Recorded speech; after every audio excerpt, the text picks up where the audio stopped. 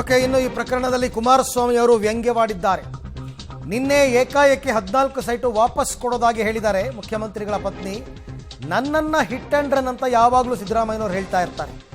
ಆದರೆ ನೀವೇನು, ಈಗ ನೀವು ಯೂಟರ್ನ್ ಸಿದ್ದರಾಮಯ್ಯನಾ ಅಂತ ಪ್ರಶ್ನೆ ಮಾಡಿದ್ದಾರೆ. 14 ಸೈಟು ವಾಪಸ್ ಕೊಡೋದಕ್ಕೆ ಸಲಹೆ ಕೊಟ್ಟಿದ್ದು ಯಾರು? ಸಿಎಂ ಸಿದ್ದರಾಮಯ್ಯಗೆ ಕೇಂದ್ರ ಸಚಿವ ಕುಮಾರಸ್ವಾಮಿ ಅವರು ಪ್ರಶ್ನೆ ಮಾಡಿದ್ದಾರೆ, ದೆಹಲಿಯಲ್ಲಿ ಮಾತನಾಡಿದ್ದಾರೆ. ನಿನ್ನೆ ಏಕಾಏಕಿ 14 ಸೈಟನ್ನು ವಾಪಸ್ ಕೊಡ್ತಕ್ಕಂಥ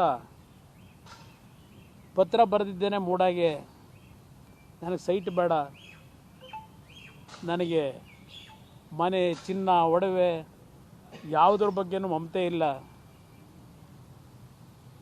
30-40 ವರ್ಷಗಳಿಂದ ಎಂಥ ವ್ರತ ಮಾಡಿದರು? ಯಾವುದೋ ವ್ರತ ಮಾಡಿ ಭಾಳ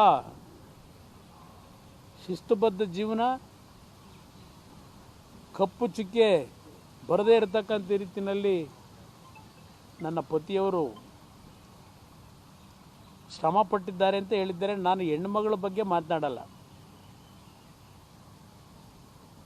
ಆಮೇಲೆ ನನಗೆ ಇನ್ನೊಂದು ಆಶ್ಚರ್ಯ, ಮುಖ್ಯಮಂತ್ರಿಗಳು ನಿನ್ನೆ ಸೈಟ್ಗಳನ್ನು ಸರೆಂಡರ್ ಮಾಡ್ತಕ್ಕಂಥ ವಿಷಯವನ್ನು ನಾನು ಓದಿ ಬಹಳ. ಇನ್ನು ಮುಖ್ಯಮಂತ್ರಿಗಳ ವಿರುದ್ಧ ಬಿಜೆಪಿ ನಾಯಕರು ಕೂಡ ಮುಗಿಬಿದ್ದಿದ್ದಾರೆ. ಇದೊಂದು ದೊಡ್ಡ ಅಸ್ತ್ರ ಅವ್ರಿಗೆ ಸಿಕ್ಕಿದೆ. ಸಹಜವಾಗಿ ಸಿಎಂ ರಾಜೀನಾಮೆ ಕೊಡಬೇಕು ಅಂತ ಅಶೋಕ್ ಅವರು ಆಗ್ರಹಿಸಿದ್ದಾರೆ. ಸಿಎಂ ತಪ್ಪೊಪ್ಪಿಕೊಂಡ್ರು ರಾಜ್ಯಪಾಲರ ಬಳಿ ಕ್ಷಮೆ ಯಾಚಿಸಲಿ ಅಂತ ವಿಜೇಂದ್ರ ಒತ್ತಾಯ ಮಾಡಿದ್ದಾರೆ. ಭಾವನಾತ್ಮಕ ಕಾರ್ಡು ವರ್ಕ್ ಆಗಲ್ಲ ಅಂತ ಪ್ರತಾಪ್ ಸಿಂಹ ಹೇಳ್ತಾರೆ. ಅಂಬಾರಿಗೆ ಪುಷ್ಪಾರ್ಚನೆ ಮಾಡೋದೇ ಡೌಟು ಅಂತ ಶಾಸಕ ಶ್ರೀವತ್ಸ ಹೇಳ್ತಾರೆ. ಎಲ್ಲರೂ ಮುಖ್ಯಮಂತ್ರಿ ವಿರುದ್ಧ ಈಗ ಮುಗಿಬೀಳ್ತಾ ಇದ್ದಾರೆ. ಹೋರಾಟ ಮುಂದುವರಿಯುತ್ತೆ. ರಾಜೀನಾಮೆ ಕೇಳ್ತೀರಿ? ಈಗಲೂ ರಾಜೀನಾಮೆ ಕೇಳ್ತೀವಿ. ಒಂದು ವೇಳೆ ಕೊಡಲ್ಲ ಅಂತ ಹೇಳಿದ್ರೆ ಹೋರಾಟ.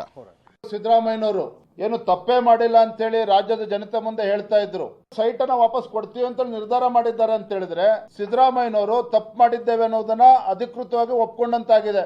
ನಿಮ್ಮ ಸ್ಥಾನದವನ್ನ ದುರುಪಯೋಗ ಮಾಡಿಕೊಂಡು ಈ ರೀತಿ ಅಕ್ರಮವನ್ನು ಮಾಡ್ತಾರೆ. ಮಾಡಾದ ನಂತರ ನೀವು ಜನರ ಎದುರುಗಡೆ ಹೋಗಿ ಕಣ್ಣೀರು ಸುರಿಸಿದ್ರೆ ಯಾರು ಮೆಚ್ಚಲ್ಲ. ಇಷ್ಟು ಗೊತ್ತಿದ್ರು ಯಾಕೆ ಸರ್ ಈ ಕೆಲಸವನ್ನ ಮಾಡಿದ್ರೆ? ಈಗ ಇಮೋಷನಲ್ ಕಾರ್ ವರ್ಕ್ ಆಗಲ್ಲ ಸರ್. ಸಿಕ್ಕಾಕೊಂಡಾದ ನಂತರ ಹತ್ರ ಅದಕ್ಕೆ ಬೆಲೆ ಇರಲ್ಲ.